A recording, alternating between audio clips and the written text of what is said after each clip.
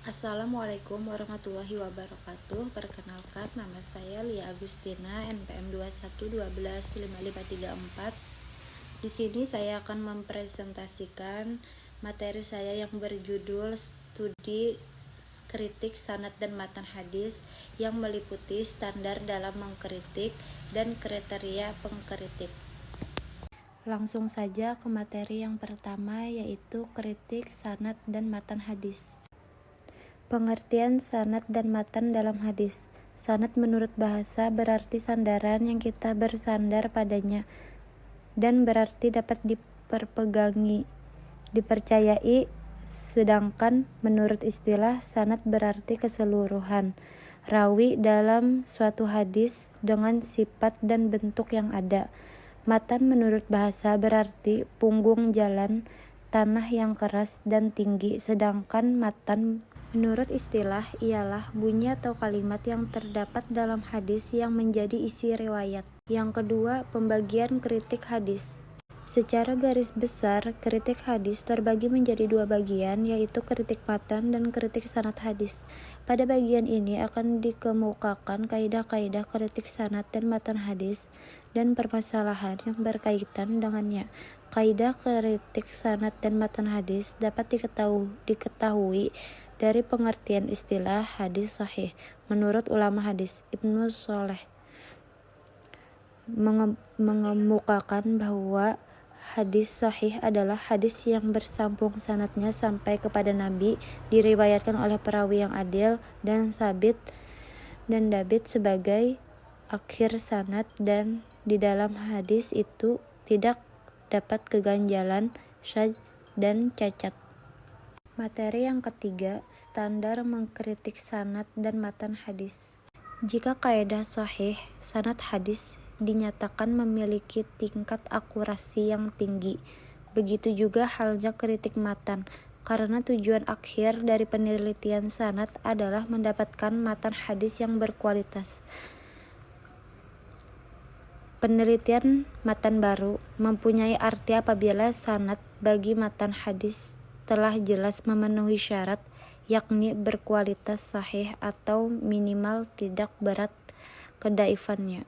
Materi keempat, kriteria kritik sanad dan matan hadis. Kritik matan hadis dilakukan sebagai usaha untuk memilih matan yang sahih dari matan yang dhaif, yang asalnya dilihat dari yang asli atau yang palsu, dengan mengatasnamakan Nabi SAW, yang mana bisa disebabkan oleh ketidaktelitian dan membawa periwayatan, sehingga bisa kita cari dengan cara ini. Adapun tujuan utama dalam kritik hadis ini, jika dilihat segi sanad maupun matan, ialah untuk menentukan kualitas hadis yang diteliti.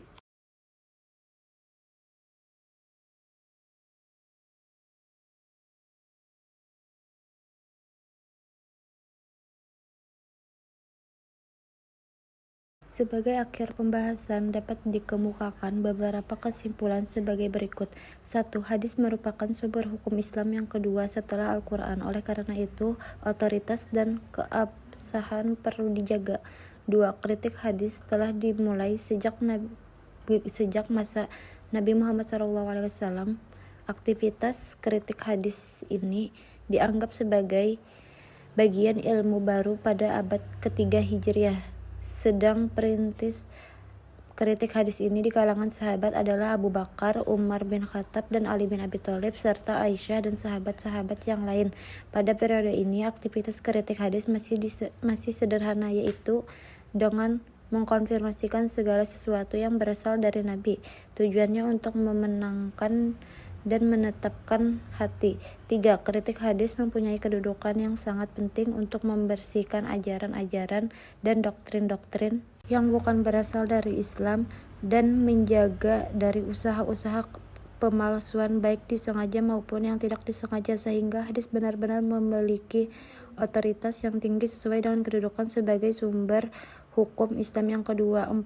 Adapun metode yang digunakan dalam kritik hadis yaitu metode konfirmasi, perbandingan, dan metode pendekatan rasional. Di samping metode-metode tersebut, sebenarnya masih terdapat metode-metode lain yang belum terungkap dalam makalah ini. 5. Kritik sanad atau kritik ekstrim yang dilakukan dengan tujuan dan memperoleh sanad hadis yang tinggi, akurasi yang tinggi memiliki. Demikian pula kritik terhadap matan dan hadis. Sekian presentasi terima kasih yang kepada dapat saya teman-teman. sampaikan. Salah khilaf mohon maaf. Assalamualaikum warahmatullahi wabarakatuh.